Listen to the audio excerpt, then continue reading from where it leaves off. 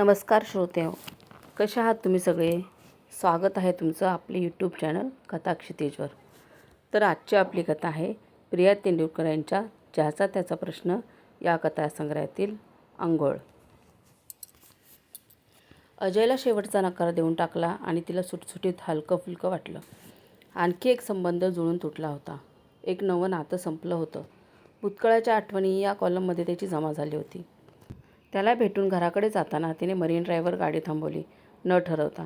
हिरवट राखाडी समुद्राकडे पाहत ती व्हीलवर हात ठेवून बसून राहिली. सूर्य अर्ध्याहून अधिक बुडाला होता. अखंड वाहत्या वाहतुकीच्या गजबजाटावर भटजींनी मंत्र म्हटल्यासारखा समुद्राचा धीरगंभीर आवाज तरंगत होता. एरवी रोजच्यासारखीच वाटणारी संध्याकाळ त्या आवाजाने तिला उगीचच थोडी जास्त भकास रिकामी वाटली. संध्याकाळी इराण्याच्या हॉटेलात मला त्याच्या आयुष्यातून वजा करून टाकलं होतं. त्याला आता 8 वर्ष झाली की 9.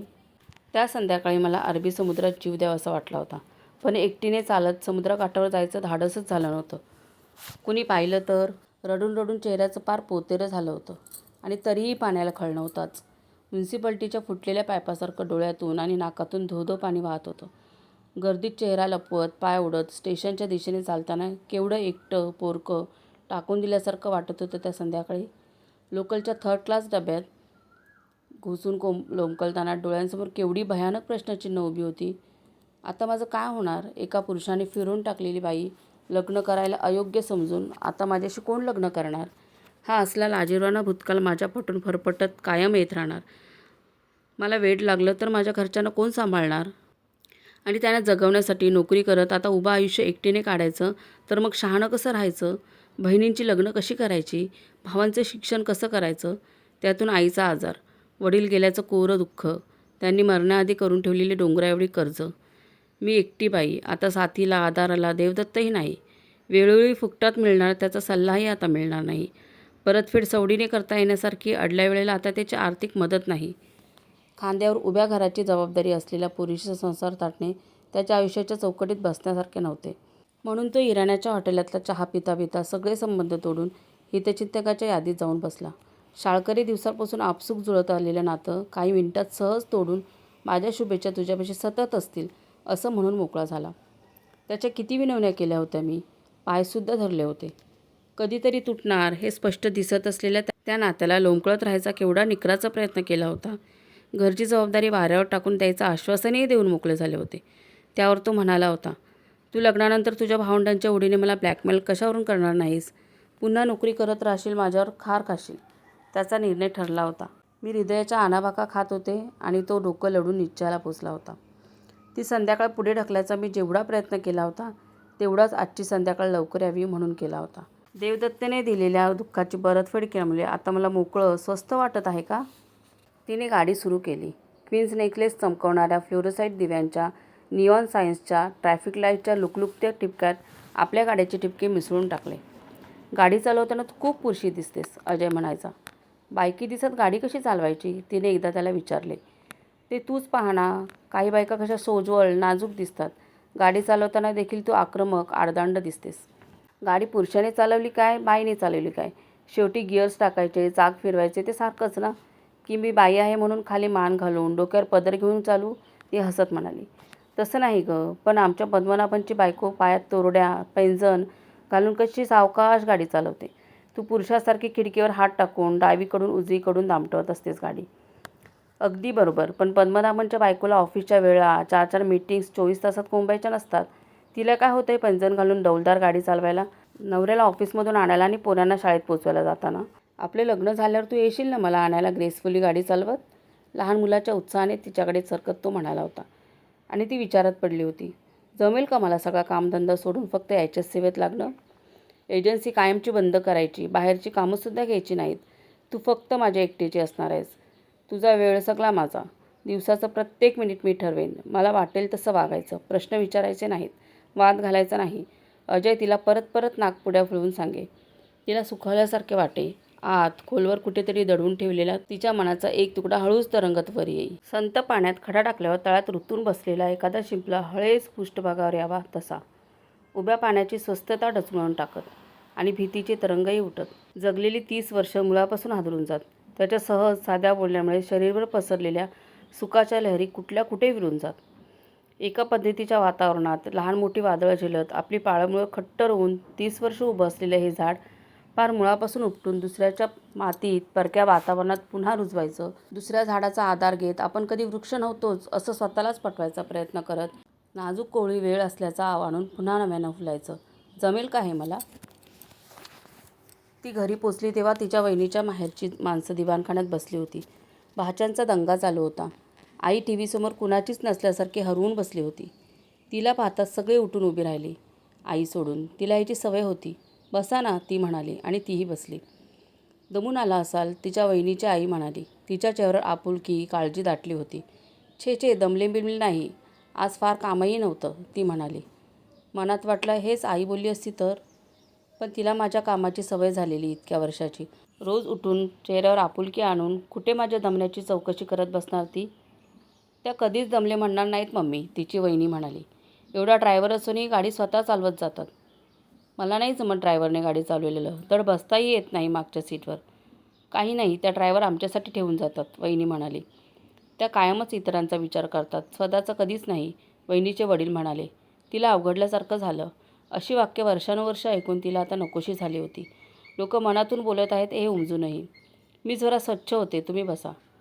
माझ्या कुटुंबाचा विचार करायची मला आता गरज उरली नाही. माझी जबाबदारी आता पूर्ण झाली आहे. सगळेच आपापल्या पायावर उभे आहेत. तू इतरांचा विचार करून स्वतःच्या आयुष्याची वाताहत करते आहेस, असं अजय तिला संध्याकाळी म्हणाला होता. त्यावर चिडून ती असं म्हणाली होती. या जाणीवेने तिला इतकं हलकं, सुंदर वाटलं होतं. माझी सगळे कर्तव्य पुरी झाली इतक्या लवकर? हाल अपेष्टेत काढलेली 10-15 वर्षे तिच्या डोळ्यासमोरून झरकन सरकून गेली. किती भरकन संपले ते दिवस. एकीकडे वाटायचं, कसं बळणार मला हे ओझं? डोंगरा एवढं कर्ज, छोटी छोटी भावंडं, माझं मध्येच काही झालं तर? दैवानं साथ दिली नाही तर? पण भावंडंही कशी समजूतदार, शहाणी निघाली. एकीकाळी आवरतं न आवरणाऱ्या खिल्लारासारखी वारं पिऊन उधळणारी ही कच्ची बच्ची, पाहता पाहता मिशा वाढलेली, साड्यांचे पदर सांभाळणारी पोक्त प्रौढ माणसं झाली. कुणी आपापले मार्ग शोधून, कुणी आखून दिलेल्या मार्गाने सरळ सांभाळून चालू लागली. वहिनीसुद्धा हातात दिवा घेऊन गल्लोगल्ली शोधत गेलो असतो तरी सापडली नसती, अशी लाखात एक आपल्या पायाने चालत घरी शोधत आली. आता त्यांची कच्ची बच्ची झाली. आईचे कष्ट संपून तिला शांतपणे देवाचे नाव घ्यायचे दिवस दिसले. सिनेमात पाहावे तसे सारे पाहता पाहता पालटले. टॉवेलने तोंड पुसता पुसता तिने आरशात पाहिलं. चेहऱ्यावर भुरभुरणारी एक अवखळ बट बाजूला सारता सारता तिला वाटलं, आता उद्यापासून क्लच लावायची गरज नाही. अजयला आयुष्यातून वेगळं केल्यावर आता सुंदर दिसून खुश कोणाला करायचं? आता कुणाच्या आवडीनिवडी लक्षात ठेवून कपडे करायची गरज नाही. माझेच केस मीच आखूड कापून घेतले म्हणून मलाच पश्चाताप करायची वेळ आता येणार नाही. एकटीला घरी येऊन पुस्तक वाचत पडावंसं वाटलं तर कुणाची संध्याकाळ दुःखी, एकाकी केल्याचं बोज मनाला अस्वस्थ करणार नाही. साडी सोडून तिने हाऊसकोट घातला. आत पेटीकोट तसाच ठेवला. एवढी मोठी ॲडव्हर्टायझिंग एजन्सी चालवणारी बाई तू, अशी पेटीकोटवर गाऊन घालून सर्वांसमोर येऊन बसतेस? काय म्हणत असतील लोक? अजयचं वाक्य तिला खोलीबाहेर पडता पडता आठवलं. हसू आलं. पेटीकोटवर गाऊन घालून फिरताना माझी एवढी मोठी ॲड एजन्सी का रे? आणि तुझ्याशी लग्न करायचा प्रश्न आल्यावर मात्र एका बाईने तिच्या कुटुंबाचा चरितार्थ चालवण्यासाठी उघडलेले टिनपट दुकान, कुणाचंही नुकसान नव्हता, सहज बंद करता येण्यासारखे. ती दिवाणखान्यात आली. तिथं कोणीच नव्हतं. टी व्ही चालू होता.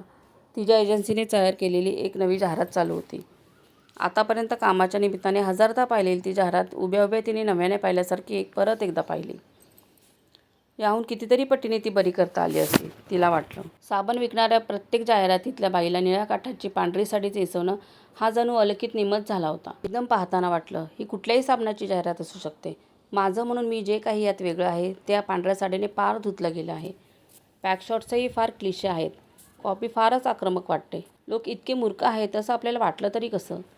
या साबणाची नवी फिल्म बनताना या सगळ्याचा एकदा नव्याने विचार क्लायंटशी करायला हवा. टी व्ही बंद करता करता तिने ठरवलं. ती आईच्या खोलीत गेली. आई कॉटवर आडवी पडून माल ओढत होती. डोळे मिटले होते. ती कॉटवर पायाजवळ हलकेच बसली. कोण? आईने दचकून विचारलं. तिची ही जुनी सवय. जरा कुठे चावल लागली की दचकून ओरडायचं. नवरा लवकर वारलेल्या बाईला संसाराचा गाडा एकटीने ओढताना फार सावध राहायला लागतं. लोक टपलेले असतात. म्हणूनच सशासारखं टुणकन उडी मारायला सतत तयार राहायची सवय लागली मला. लहानपणी आम्ही तिच्या या सवयीची टिंगल करायचो तेव्हा ती म्हणायची, मी आहे. आईच्या पायावर हात दाबता दाबता ती म्हणाली. आईने झटकन पाय आवरून पोटाशी घेतले, शॉक लागल्यासारखे. ही तिची सवयच. नको गं, आई म्हणाली. काटे लागतात? तिने विचारले. आई गप्प पडून राहिली.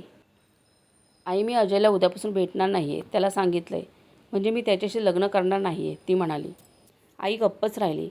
टेबल लॅम्पच्या उजेडात तिला आईची कुडी अशक्त लहान मुलीसारखी दिसत होती. केस गळलेले, जे उरले ते पार पांढरेधुप्प झालेले, चेहरा आक्रसलेला, किंचित रागीट थकलेला. हिच्यावेळी मुलींना चॉईस नव्हता. 13व्या वर्षी तिच्याहून 20 वर्षांहून मोठ्या पुरुषाच्या गळ्यात आईबापाच्या सांगण्यावरून माल घातलेली ही मुलगी. नवरा वारल्यावर थोरल्या लेकीच्या जीवावर लेकाला मोठा करून, मग त्याला आपल्या आयुष्याचा महत्त्वाचा बिंदू करून लेकीला पुन्हा बाजूला सारणारी. तिला आईची दया आली. अवलंबून राहायला हिला सतत पुरुषच लागला. वडील, नवरा, मग मुलगा. आत्तासुद्धा देवळात नातवाचं बोट धरून जाते, नातीचं नाही. नाईलाजाने त्या आयुष्याची काही वर्ष दुसऱ्या एका बाईवर विसंबून राहिली, लेकीवर. त्याचा किती त्रास झाला तिला. लोक म्हणतात तुम्ही लेकीचं खाता, लेकीला गोडनवरी करून वाऱ्यावर सोडली आहे आणि लेकाचं लग्न लावलं. माझ्या उमेदवारीच्या दिवसात ती माझ्यापासून लपून लपून सुहासला चांगलं चुंगलं खायला घालायची, त्याला पैसे द्यायची. तिच्या हातीलाड्याने तो इतका सुखावला की त्याची गाडीवर उडावून घसरता घसरता त्याचं भाग्य म्हणून सावरली. माझ्या लग्नाची तिने कधीच घाई केली नाही, पण सुनेची स्वप्न मात्र तिने लेक पार चड्डीत होता तेव्हापासून रंगवली. तिला वाटलं आईनं काहीतरी म्हणावं, अजयला का नकार तिला विचारावं. मग मी तिला उत्साहाने सांगेन की मी तिच्यासारखी नाही, मला जगण्यासाठी पुरुषाची गरज नाही. तिच्या नकळत तिनेच मला असं घडवलं. पण आई म्हणाली, बाळ झोपला, त्याला खोकला झालाय फार. तनूला सांग त्याला काढा द्यायला, ती विसरेल नेहमीप्रमाणे. ती आईच्या कॉटवरून उठली, भावाच्या खोलीकडे गेली. दरवाजा बंद होता. बोटाने टकटक करून ती उभी राहिली. अरे तुम्ही, तनूने तिच्या वहिनीने दरवाजा उघडला. तिला आश्चर्य वाटलं. सगळ्यांच्या खोलीतल्या तिच्या फेऱ्यांच्या वेळा ठरलेल्या होत्या. यावेळी तर ती सहसा घरीच नसे, अजयबरोबर असे. बेस, सुहास म्हणाला. आज घरीच? हो, ती म्हणाली. आई म्हणत होती तुला खोकला झालाय. सिगरेट ओढायच्या एकावर एक. मग तनू म्हणाली, फार ओढत नाही ग ताई, काही खोकला बिकला झाला नाही आहे.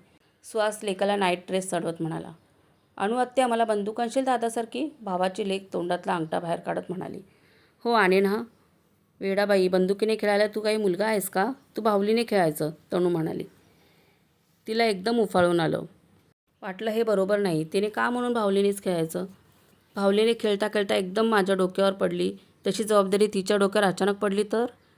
मग चुळबुलक्याने स्वप्न पाहिलेल्या त्या चिमुरडीची पुरुषांच्या जगात वाट काढताना माझ्यासारखीच फरफट होणार. तनू, तू मुलांना बायकांचे खेळ, पुरुषांचे खेळ असलं काही आत्तापासून शिकवू नकोस. त्यांना काय कळायचं राहणार आहे का ताई, तनू म्हणाली. आणि माझ्या लेकीने पुरुषासारखं वागलेलं मला अजिबात आवडणार नाही. तिने कसं नाजूक सोज्वळ वागलं पाहिजे, अटरली फेमिनिन, माझ्या बायकोसारखं. तनूच्या अंगाभोवती हात टाकत सुहास म्हणाला. तनू अवघडून बाजूला झाली. तिचा चेहरा कसा फुलून आला होता. निर्मला तिथून तरातरा बाहेर पडली. खोलीत आली, धाडकन बिछाण्यावर पडली. उशीत डोकं खुपसून स्फुंदून स्फुंदून रडू लागली. अजयचा शेवटचा निरोप देताना रडू आलं नव्हतं. इतक्या वर्षांनी एकटीने समुद्रावर संध्याकाळ घालवताना एकटं वाटलं नव्हतं. मग आत्ताच काय झालं. सुहासला वाटलं असेल आपल्या प्रौढ अविवाहित बहिणीला आपलं सुख पावत नाही. तनूला नक्कीच मी बिचारी वाटले असणार. तिच्यापाशी जे आहे ते माझ्यापाशी नाही, ती पुन्हा नव्याने सुहासला म्हणाली असणार. अहो ताईंच्या लग्नाचं काहीतरी पहा ना. तिला पुन्हा पुन्हा रडू फुटत राहिलं. लहानपणी फुटायचं तसं, म्युन्सिपल्टीच्या फुटलेल्या पायपासारखं. फोनच्या आवाजाने ती जागी झाली. तिच्या खोलीतला तिचा खाजगी फोन होता. म्हणजे नक्कीच अजय असणार. मिनिटभर ती तशीच थांबली. निम्मी, मी अजय. बोला, ती औपचारिक आवाजात म्हणाली. हा उद्धटपणा माझ्या अंगी कसा आला. संध्याकाळ तू जे म्हणालीस ते अजूनही तुला पटतंय का. ती गप्पच राहिली. बघ, मला तू हवी आहेस कायमची. माझं घर, माझा पैसा, सगळं काही तुझं आहे. तुला मी खूप सुखात ठेवीन. ती गप्पच राहिली. मला तुझ्याशिवाय जगणं अशक्य आहे Nimi. You have become a part of my system. माझं काम मी चालू ठेवलं तरीही. तिचा आवाज आता मऊ झाला होता. दुसऱ्या बाजूने काहीच उत्तर आलं नाही. हे बघ अजय, मलाही तुझ्याशिवाय जगण्याची कल्पना करता येत नाही. लग्न, संसार, मुलं, सारं काही मला हवं आहे. आत्ताच हवं आहे, उशीर व्हायच्या आत. वय कुणासाठीही थांबत नाही, मला माहीत आहे. मग सोडून दे सगळं काही, आपण आत्ता लग्न करू, या मिनिटाला, अजय म्हणाला. लग्न आत्ता करू अजय. माझं कामही मी सोडेन, पण त्यासाठी मला थोडा वेळ दे. इतक्या वर्षाच्या सवयीचं मी एकटीने घाम गाळून अनेक लढ्या लढून उभं केलेले हे साम्राज्य एका झटक्यात मोडून टाकणं कसं शक्य आहे, तू तरी विचार कर. शिवाय आत्ता कुठे मला त्या सगळ्या ढोर मेहनतीची फळं मिळायला लागलेत, मोठी कॉन्ट्रॅक्ट्स, ॲवॉर्ड्स. मग मला विसर. तुझी ती कॉन्ट्रॅक्ट्स आणि अवॉर्ड्स हवी असतील तर मी मिळणार नाही. या दोघातलं तुला काहीतरी निवडावं लागेल. तुला अशी निवड करायला लागली तर तू काय करशील अजय. तुझा धंदा की मी मी पुरुष आहे, आय एम अ मॅन, कळलं? तिला चीड आली. फोन फेकून द्यावासा वाटला. बराच वेळ कुणीच बोललं नाही. मग तो म्हणाला, ठरला तुझा निर्णय? लवकर सांग. मला उद्या सकाळी 7ची मीटिंग आहे. मलाही ऑफिस आहेच, ती म्हणाली. हेच मला नको आहे. तो किंचाळलाच. तू मला माझ्यासाठी कायमची मोकळी हवी आहेस. You understand? I don't want to share you with your bloody business. मला थोडा वेळ दे अजय. लग्नानंतर हळूहळू आपणहून माझा इंटरेस्ट संपेल. तिला देवदत्तेची आठवण झाली. त्याला असंच विनवलं होतं. थोडा वेळ दे. लग्नानंतर मीच नोकरी सोडेन. माझे कुटुंबीयही समजून आपापल्या पायावर उभे राहतील तोपर्यंत तरी. तिला वाटलं आपण पुन्हा भीक मागायला लागलो. आत्ता सांग. आत्ता बंद कर सगळं. लग्नानंतर चान्स घ्यायला माझी तयारी नाही. मग तू मला ब्लॅकमेल करशील. माझाही नाईलाज होईल. तुम्ही बायका एकदा नवरा मुठीत आल्यावर. सॉरी देवदत्त, ती म्हणाली. मग तिची चूक तिलाच उमगली. मी देवदत्त नाही, नाही, नाही, नाही. मी अजय आहे. त्या नालायक माणसाने तुला कायमची असुरक्षित, अविश्वासू करून टाकली आहे. मी तसला नाही. अजयचा आवाज चढला होता. आता माझं ऐक. मला तू नको आहेस. हा माझा शेवटचा निर्णय आहे. Go to hell with that bastards. Good bye. त्याने फोन आपटला. ती सुन्न बसून राहिली. कोण जाणे किती वेळ. कुठेतरी घड्याळात 2चे ठोके पडले आणि ती भानावर आली. तिला अचानक जाणवलं की आपल्याला परत सुटल्यासारखं हलकं वाटतंय. संध्याकाळी वाटलं होतं ती तसंच. रडूबिडी काही येत नाही. उलट ताजंतवानं वाटतंय. नवं आयुष्य सुरू झाल्यासारखं. पुरुषाशिवाय जगता येणारं नवकोरं आयुष्य, सर्वस्वी माझं एकटीचं. ती गादीवर पडली आणि उद्याच्या कार्यक्रमाची मनातल्या मनात आखणी करू लागली. सगळ्या मोकळ्या संध्याकाळी तिला खुणावू लागल्या. अमेरिकन सेंटरमधल्या फिल्म्स, लायब्ररीत तासनतास छान पुस्तकं वाचत बसणं, सुहासच्या पोरांबरोबर पिकनिक्स, ॲड क्लबांच्या मीटिंग्स, नाहीतर नुसतंच लोळत पडणं आवडतं पुस्तक घेऊन. कुणाला विचारणं नाही, कुणाला उत्तर देणं नाही, कुणाची समजूत काढणं नाही, कारणाशिवाय पश्चाताप नाही, अपराधी भावनेने दिवसभराची कामं उरकत बसायचं संकट नाही. मुळात अपराधी भावनाच आता उरली नाही. माझ्या कर्तृत्वाबद्दल नाही, मिळवलेल्या अवॉर्ड्सबद्दल नाही, क्लायंट्सबरोबरच्या लंच मीटिंग्सबद्दल नाही, मिळवलेल्या हजारो रुपयांबद्दल नाही. स्वच्छ आंघोळ करून ताजीतवानी झाल्यासारखी मग ती झोपून गेली. निश्चिंत. धन्यवाद.